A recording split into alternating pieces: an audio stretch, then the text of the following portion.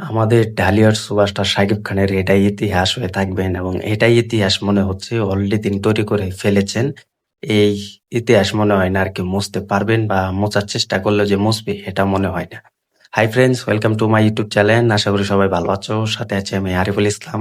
আবারও নিয়ে হাজির হলাম একটি ঢালিউড আপডেট নিয়ে এবং ঢালিউড আপডেট নিয়ে, সেটা হচ্ছে মেগাস্টার সুপারস্টার যাই বলো তোমরা, শাকিব খানের।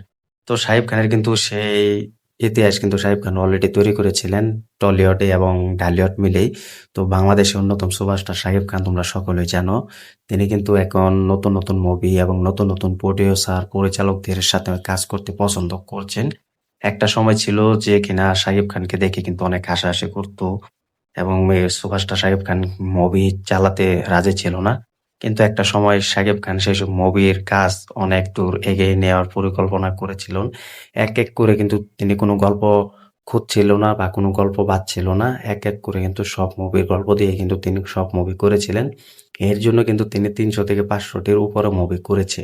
এটার জন্য কিন্তু তিনি একটা ইতিহাস হয়ে থাকবেন এবং ইতিহাসের জায়গা দখল করে থাকবেন। এই ইতিহাস কেউ মুছলেও আর মোছা যাবে না বা কেউ মোছার চেষ্টা করলেও যে মুছতে ফেলা হবে বা ফেলা যাবে এটাও হবে না। একমাত্র সুপারস্টার শাকিব খান বলে কথা এবং শাকিব খান ছিল বলে সম্ভব হয়েছে।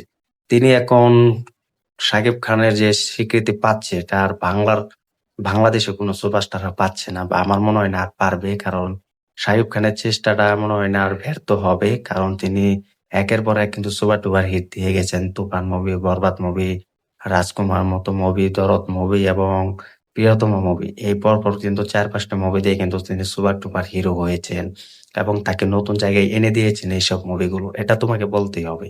কারণ আমরা এর আগে কোনো মুভি দেখেছি তিনি সাফল্য না পেলেও কিন্তু মোটামুটি ভালো একটা অডিয়েন্স এবং দর্শক গ্রাউন্ড কেড়েছিলেন এবং করেছিলেন। এবং সেই অন্য লেভেলের মুভি ছিল প্রিয়া আমার প্রিয়া, এই মুভিটি কিন্তু ভালো একটা বিজনেস করেছিল এবং সর্বকালের সেরা সুপার ডুপার হিট ছিল সেই মুভি। এখন তিনি বড় সুপারস্টার হয়েছেন। তার জায়গায় যে কেউ চলে যাবে এটাও অনেক কষ্টকর হয়ে যাচ্ছে এবং অনেক ব্যাপার-স্যাপার হবে। কারণ তিনি এখন যুগ, যুগ ধরে ইতিহাস তৈরি করছেন। ইতিহাস হয়ে থাকবেন এবং ইতিহাসের পাতায় লিখা থাকবে সুপারস্টার শাকিব খান তিনি বাংলাদেশের একটা ইন্ডাস্ট্রির অন্যতম সুপারস্টার হয়েছিলেন এবং বাংলাদেশকে এক নতুন পর্যায়ে নিয়ে গিয়েছিলেন, যে কিনা ৫০ কোটি, ৬০ কোটি, ৭০ কোটি, ৮০ কোটি টাকার মতো বক্স অফিস দিয়েছিলেন। এইসব সুপারস্টার আর কখনো আসবে কিনা বা এসে যাবে কিনা সেটা আমরা এখনো কেউই জানি না বা এখনো দেখছি না, বা এখনো যে হবে কিনা যে ২০ কোটি টাকার মতো বা ৫০ কোটি টাকার মতো বিজনেস করতে পারবে কিনা কোনো নতুন সুপারস্টার, এটাও কিন্তু এখন আমরা সকলে হাড়ে, হাড়ে টের পাচ্ছি বা দেখছি। কোনো সাকসেসফুল দিতে পারবে না একমাত্র সুপারস্টার শাকিব খান ছাড়া।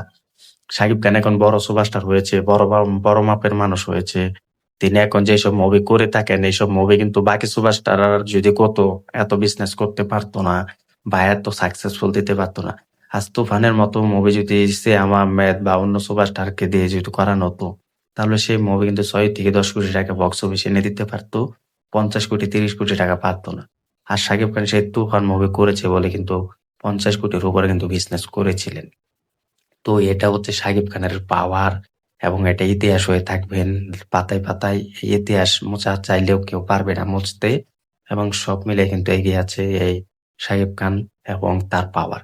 তোমরা কমেন্ট করে জানিয়ে দাও যে সুপারস্টার শাকিব খানের এই ইতিহাস আজও হয়ে থাকবেন এবং তিনি নিজের চেষ্টা কিন্তু ব্যর্থ হননি, চেষ্টা করে গিয়েছেন। এটাই যেন থাকে আমাদের বাংলাদেশ বলে কথা। এটা আমরা সবসময় চাই। ভিডিওটি ভালো লাগলে শেয়ার করে দিও। চ্যানেল নতুন থাকলে চ্যানেলটি সাবস্ক্রাইব করে দিও। দেখা হবে নতুন ভিডিও নিয়ে, নতুন আপডেট নিয়ে।